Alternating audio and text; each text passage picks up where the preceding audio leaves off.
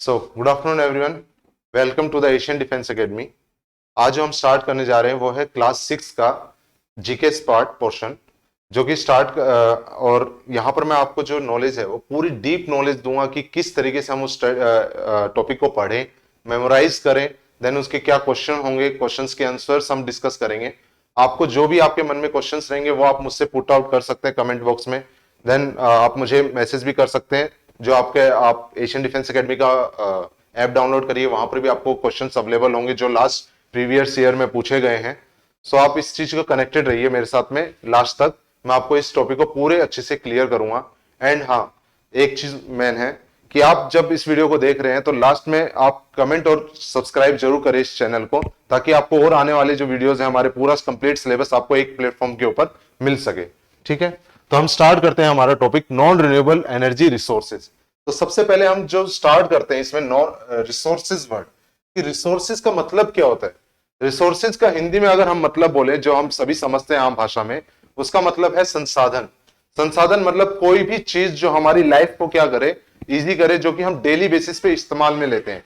आप early morning जब उठते हो, अर्ली मॉर्निंग आप कोई भी चीज इस्तेमाल करते हो, जैसे कि आपके टूथब्रश से लेके आपके शूज, बुक्स, स्कूल में जाना, tiffin boxes, these all comes into the resources. ये सभी के सभी चीजें कहाँ आएंगी आपके रिसोर्सेज के अंदर, क्योंकि आपकी लाइफ को क्या कर रहे हैं, इजी कर रहे हैं, आप इसके बेसिस पे अपनी लाइफ को रन कर रहे हो। देन रिसोर्सेज जो होते हैं वो आपके क्या होते हैं, दो पार्ट में डिवाइडेड होते हैं। One is renewable and second is non renewable resources. Renewable means जो कि हमारे पास में क्या हो, अबेंडेंट मात्रा में अवेलेबल है, जो कि हम रिन्यू कर सकते हैं, रीयूज कर सकते हैं।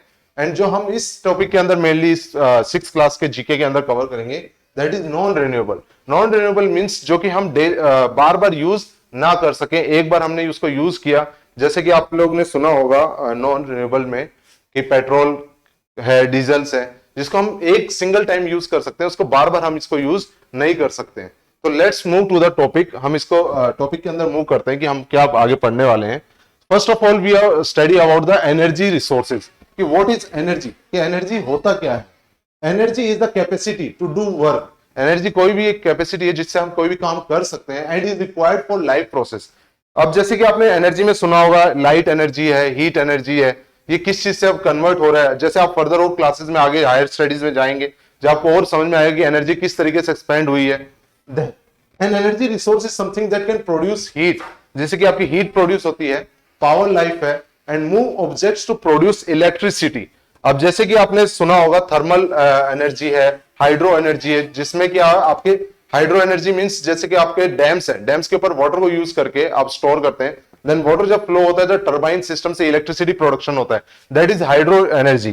तो अलग अलग एनर्जी के सोर्सेज हैं आपके। सोलर सुना होगा, विंड एनर्जी है, सोलर एनर्जी है, सोलर पैनल्स के द्वारा यूज करके हम जो है इलेक्ट्रिसिटी प्रोड्यूस करते हैं, that is all comes into the energy. अब एनर्जी सोर्सेज में दो चीज आती है आपके, एक है रिन्यूएबल, एक है non renewable.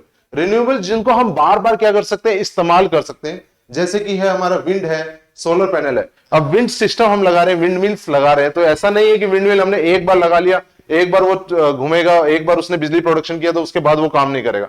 That goes on year two years, they required the maintenance but they goes year two years. उनमें मेंटेनेंस की जरूरत है, लेकिन वो हमेशा चलते रहते हैं, प्रोडक्शन होता रहता है। सेम इसी तरीके से हमारे पास में सोलर है, सोलर पैनल से हमने लगाए हैं, प्रोडक्शन प्लांट लगाया, वहां पर दे प्रोड्यूस द इलेक्ट्रिसिटी।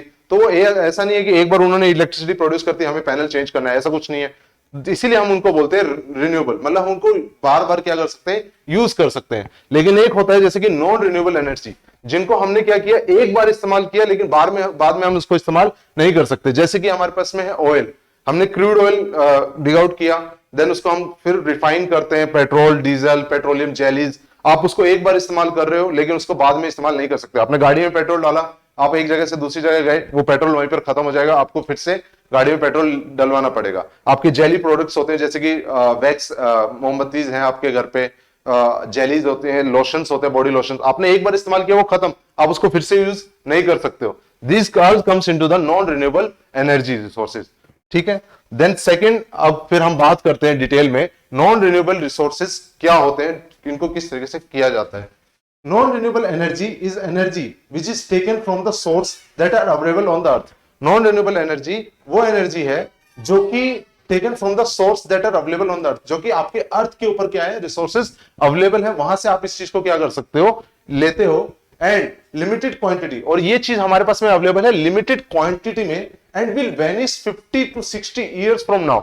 मतलब हम उस चीज को इस तरीके से इस्तेमाल में कर रहे हैं कि वो आने वाले 50 से 60 साल में क्या हो जाएंगे, खत्म हो जाएंगे। तो हमें क्या करना है, उन्हें यूज करना है, लेकिन हमें बताया जाता है कि कोई भी कि रिसोर्सेज को यूज करो but in the limited way, ताकि आप क्या कर सको, उसको लंबे टाइम के लिए सेव कर सके और फ्यूचर में क्या कर सके, उसको यूज कर सके।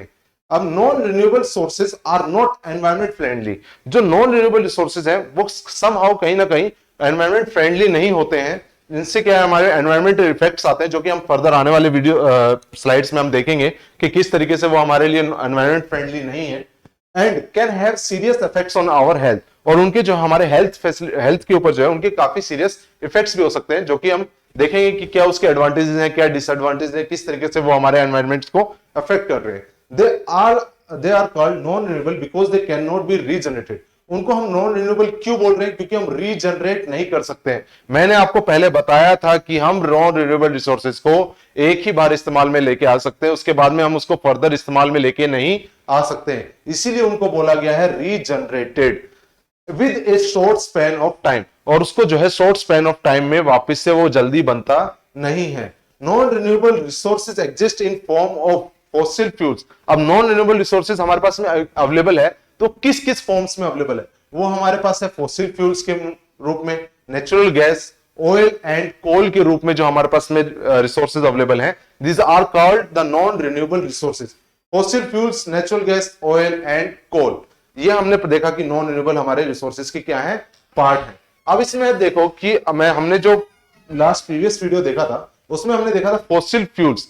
फॉसिल फ्यूल्स होता क्या है, हमने पढ़ लेते हैं कि लाइन में हम बहुत बार डेफिनेशन याद कर ली कि फॉसिल फ्यूल इज दिस, लेकिन फॉसिल फ्यूल होता क्या है, वो बनता कैसे है, क्या उसका यूज है, मतलब तो coal, petroleum and natural gas are called fossil fuels. जो हमारे पास कोल है, पेट्रोलियम है, नेचुरल गैस है, इन सभी को जो है फॉसिल फ्यूल्स बोला जाता है। They are form the decomposition of the remain of dead plants and animals.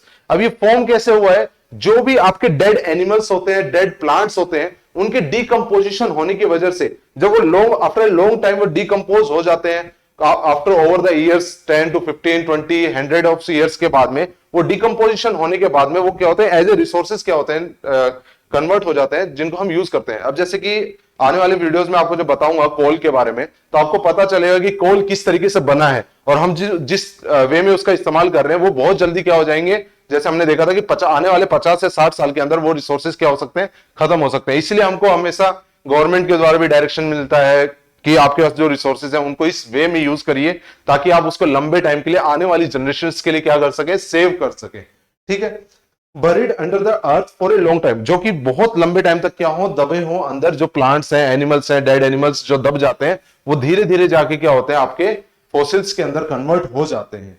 अब फॉर्मेशन ऑफ फॉसिल्स, अब फॉर्मेशन ऑफ फॉसिल, फॉसिल बनता कैसे। अब इस चीज को पढ़ने से पहले मैं नॉर्मल एक चीज में बताता हूं आपको, फॉसिल्स बनता कैसे। जैसे कि आप लोग देखते हो कि सड़कों पे भी आपने देखे होंगे पशु वगैरह मरते हैं, आपने ये चीज हम देखते हैं नॉर्मली, और वो धीरे धीरे क्या हो जाते हैं, मिट्टी के अंदर मिलकर डिकम्पोज हो जाते हैं। ये तो नॉर्मल चीज आपने देखी है। लेकिन आपको कभी आपने सोचा होगा कि यार हम माइनिंग तो सुना है हमने, माइन करते हैं, कोल निकालते हैं, तो वो कोल इतना सारा माइन के अंदर नीचे है कैसे, वो इतना किसी ने कोई रखा थोड़ी ना ले जाके कि इतना ज्यादा कोल वहां पर मिल सकता है अपने को, किसी ने रखा नहीं है। वो कहां से बना है, वो ओवर द ईयर बहुत पुराने टाइम से, थाउजेंड्स ऑफ ईयर और पुराने टाइम से हम देखें तो जो पहले क्या था, स्ट्रक्चर अलग था। पहले काफी सारे एनवायरमेंट फ्रेंडली पेड़ थे, वो सब थे, वो धीरे धीरे क्या होते चले गए, कटते चले गए। जो डेड सेल, डेड प्लांट्स थे, वो जमीन में दबते चले गए। देन लैंड कवरिंग होने लग गई, धीरे धीरे एनवायरमेंट चेंज होने लग गया। तो उसकी वजह से क्या है कि वो पूरी तरीके से दबते दबते क्या है, वो हीट प्रोडक्शन की वजह से वो सभी जो प्लांट्स हैं वो किसके अंदर कन्वर्ट हो गए, कोल के अंदर कन्वर्ट हो गए। अब कोल के अंदर कन्वर्ट हो गए, क्योंकि आपने देखा है, आपके घर में भी देखा होगा या कहीं पर देखा हो अपने बाहर, हम लकड़ी वगैरह जलाते हैं, तो लकड़ी जलाने के बाद में आपके मदर बोलती है कि इसमें से कोयले अलग कर लेना, बाद में कोई काम में आएंगे। कोयले देखे होंगे, तो वो कोयले बने किससे, वो लकड़ी जलाई उसी से तो बने। वही चीज प्रोसेस है कि जो over the period of time वो प्लांट्स जो है, वो डेड प्लांट्स जो है, वो कोल के अंदर क्या हुए हैं, कन्वर्ट हुए हैं। ठीक है, fossils are the mainly made of carbon. Fossil जो है वो आर मेड ऑफ कार्बन, उनसे क्या बना है, कार्बन है। It is believed that fossil fuel were formed over 300 millions of year ago. वो जो है 300 मिलियंस ऑफ ईयर्स अगो जो ये माना जाता है कि जो फॉसिल्स हम आज के टाइम पे यूज कर रहे हैं over the 300 millions of years ago ये बने थे।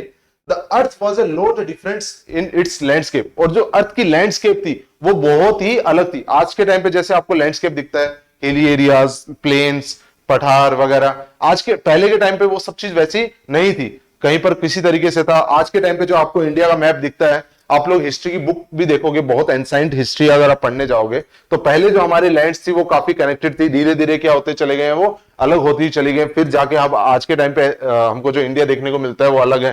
पहले श्रीलंका कनेक्टेड था, देन अफ्रीका, ये सब जो कॉन्टिनेंट्स हैं ये सब क्या थे, कनेक्टेड थे, एक पूरा लैंड फॉर्म था। लेकिन आज के टाइम पे देखें ये सभी क्या हो चुके हैं, डिवाइड हो चुके हैं। इसका रीजन क्या है, जो प्लेट्स हैं उनके जो डिस्टर्बेंस है उसकी वजह से ये सब चीज हुई है, इसीलिए लैंडस्केप में क्या है, काफी ज्यादा चेंजेस आए हैं।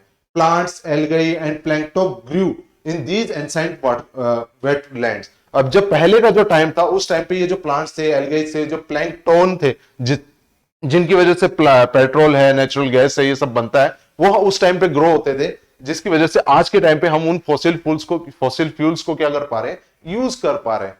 When they died, the organisms drifted to the bottom of the sea or lake. और जब वो मरे तब क्या हुआ, वो जो drifted to the bottom of the sea के एकदम नीचे जाके जो है वो दब चुके थे। दबने के बाद में उनके ऊपर क्या होने लगी, धीरे धीरे लैंड कवरिंग होने लग गई, मिट्टी दबने लगी, वो डिकम्पोज होते हुए चले गए। Over the time the dead plants were crushed under the sea bed, और जो डेड जो प्लांट्स थे, डेड एनिमल्स थे सॉरी, वो जो है सी बेड के अंदर क्या हो गए, कन्वर्ट हो गए। Then rocks and other sediment piled on the top of them, और जो पत्थर हैं, जो आज के टाइम पे हम जाते हैं समुद्र में, हम देखेंगे पत्थर मिलते हैं, वो सब उनके ऊपर क्या होते चले गए, दबते चले गए। जितना ज्यादा आप देखो, किसी के ऊपर कोई भी चीज, अगर आपने एक चीज रखी है उसके ऊपर आप भार रखते चलो जाओ, चलते चले जाओ, तो प्रेशर एक बिल्ट होने लग जाएगा। उसी हिसाब से उनके ऊपर क्या है, ये पत्थर जाते रहे, देन क्रस्टिंग होती रही और पत्थर आते रहे। उसकी वजह से क्या हुआ, उनके अंदर एक प्रेशर हीट जो है डेवलप होने लगी, प्रेशर डेवलप होने लगा, हीट डेवलप होने लगी, जिसकी वजह से वो सब चीज जो है फॉसिल्स के अंदर क्या होने लगे, कन्वर्ट हो गए। And in this environment the plant and animals remains eventually turned into fossil fuels. और इसी तरीके से जो वो डेड प्लांट्स और एनिमल्स हैं वो फॉसिल फ्यूल्स के अंदर क्या हो गए, कन्वर्ट हो गए। ये था हमारा फॉसिल फ्यूल, जो हमें बहुत ज्यादा इवेंचुअली हमें जानना जरूरी है, क्योंकि जनरली हम पढ़ तो लेते हैं फॉसिल फ्यूल, लेकिन हमको मतलब उसका समझ में नहीं आता है।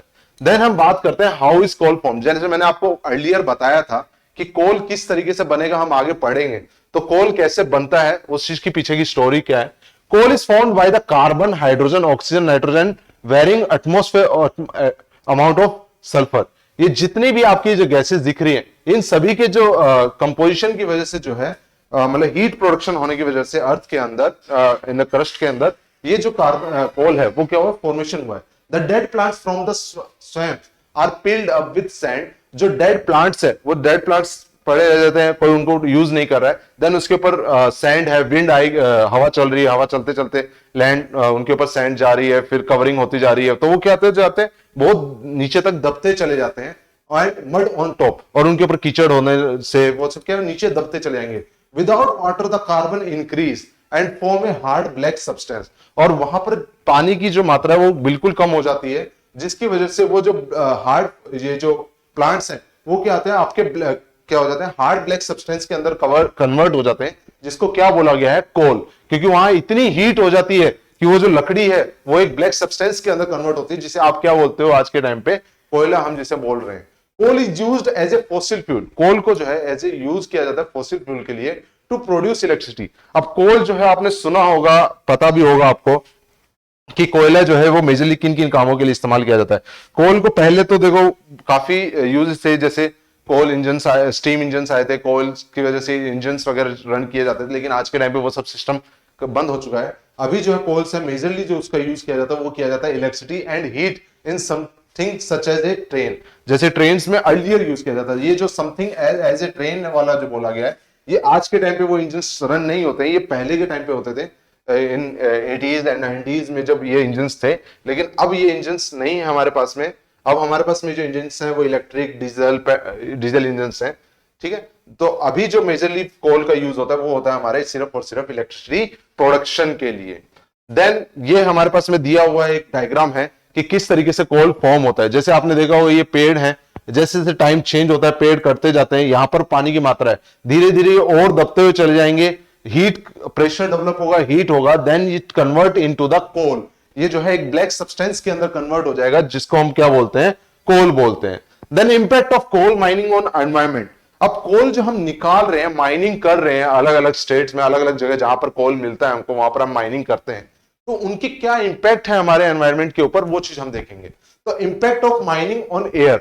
अब माइनिंग कर रहे हैं तो उसका एयर के ऊपर क्या इंपैक्ट होगा। देखो आप कुछ कहीं भी आप माइनिंग करो, कुछ भी करो, डस्ट होगी, हीट प्रेशर्स वगैरह डेवलप होंगे, जिसकी वजह से हमारे क्या होता है, एनवायरमेंट के अंदर ग्लोबल वार्मिंग है, जो हीट है वो जनरेट होने की वजह से ग्लोबल वार्मिंग को इफेक्ट करता है।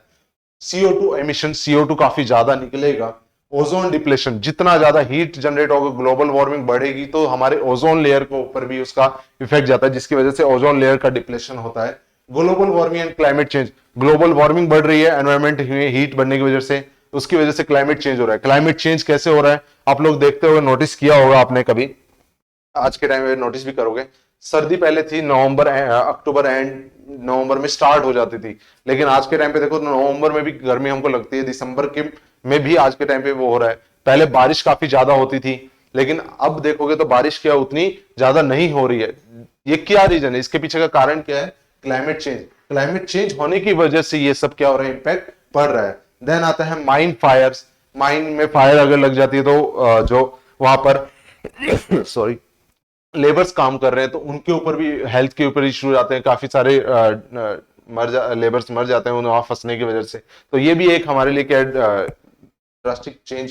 फिर माइनिंग वेस्ट, और माइनिंग का वेस्ट भी काफी ज्यादा निकलता है। अब माइनिंग वेस्ट आने की वजह से अब उस वेस्ट को कहां पर फेंका जाए, जहां पर भी उस वेस्ट को फेंका जाएगा तो वहां की जो लैंड है वो भी खराब होगी, और उसके आसपास की जो लैंड है वो भी क्या होती है, खराब होती है। तो ये भी जो है हमारे एनवायरमेंट के लिए क्या है, सही नहीं है।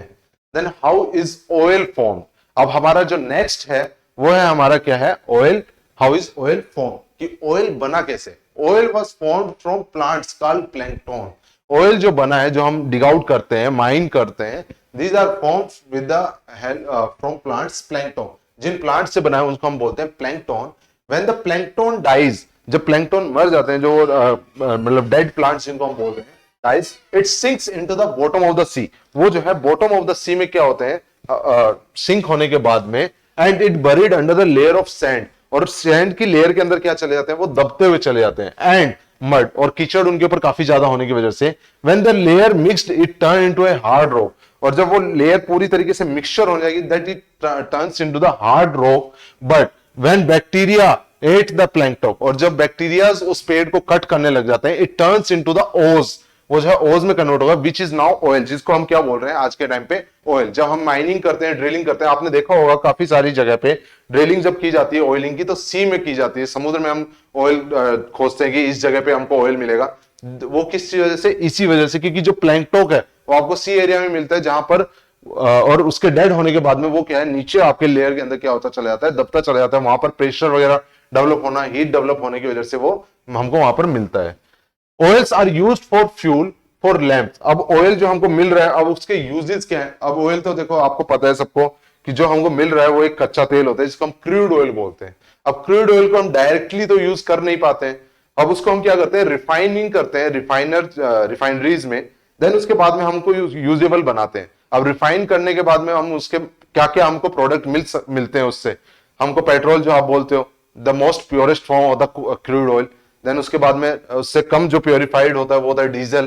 देन आपको जेली प्रोडक्ट्स जो आपके मिलते हैं, जैसे आप सर्दियों में लोशंस वगैरह लगाते हो, वेस्लिन्स वगैरह लगाते हो, उनके अंदर भी उसका जो जेली प्रोडक्ट है वो ऐड होता है। देन वैक्स है, आप मोमबत्ती यूज करते हो घर में लाइट के लिए, वो भी उसी चीज से बनी है। देन आप लैंप वगैरह जैसे कर रहे हो, लैंप्स है, फर्टिलाइजर्स है, pan, car, gas, heating oil for home, plane, ships, factories, इन सब जगह पे हम क्या कर रहे हैं, इनको यूज में लेके आ रहे हैं ऑयल्स को।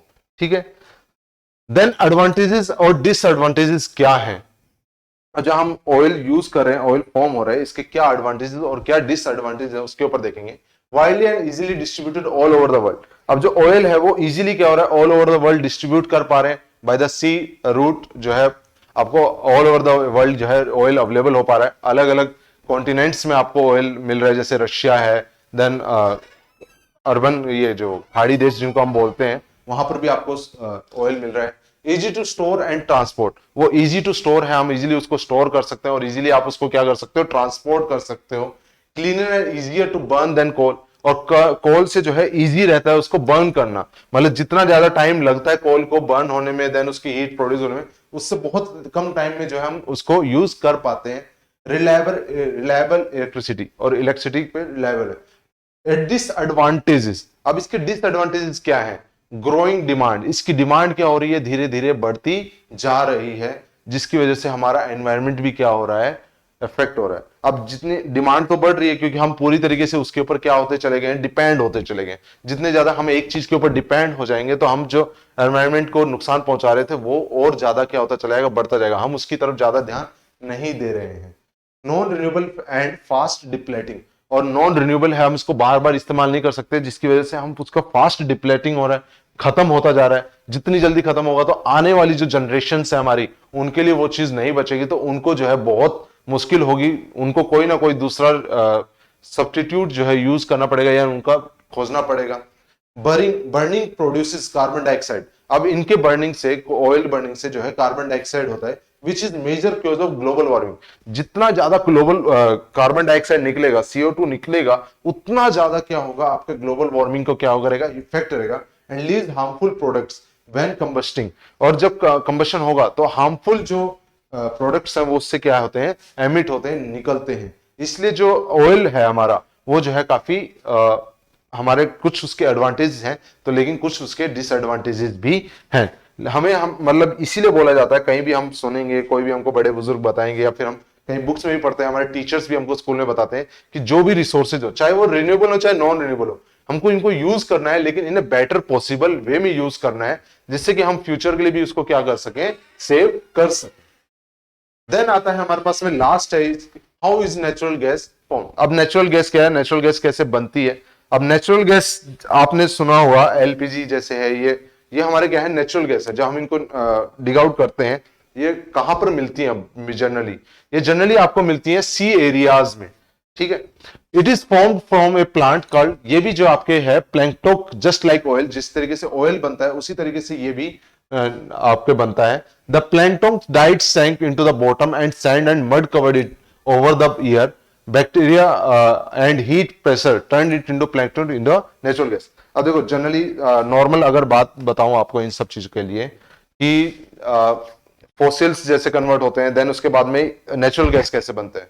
आप लोगों ने देखा होगा कि समुद्र के अंदर काफी सारे जीव हैं, छोटी छोटी मछलियों से लेकर बड़ी बड़ी मछलियों तक भी हैं, काफी हैं। अब वो मरने के बाद में उनका होता क्या है, जो छोटी मछली है उनको तो बड़े बड़े मछली खा लेती है, लेकिन काफी जो होती हैं वो नीचे जाके क्या हो जाती हैं, रॉक्स के अंदर सेटल डाउन हो जाती हैं। धीरे धीरे उनके ऊपर सैंड क्या है, मूव होने के बाद में वो दबते चले जाते हैं, दबते चले जाते हैं ओवर द ईयर्स, मतलब बहुत हजारों सालों मतलब के बाद में क्या होता है, उन they are converted into gases, और जब हम उनको माइनिंग करते हैं तो वो जो है वहां से हमको गैस मिलती है। इसीलिए जो है ये हमको कहां पर मिलता है, आपके सी एरिया के पास में मिलता है।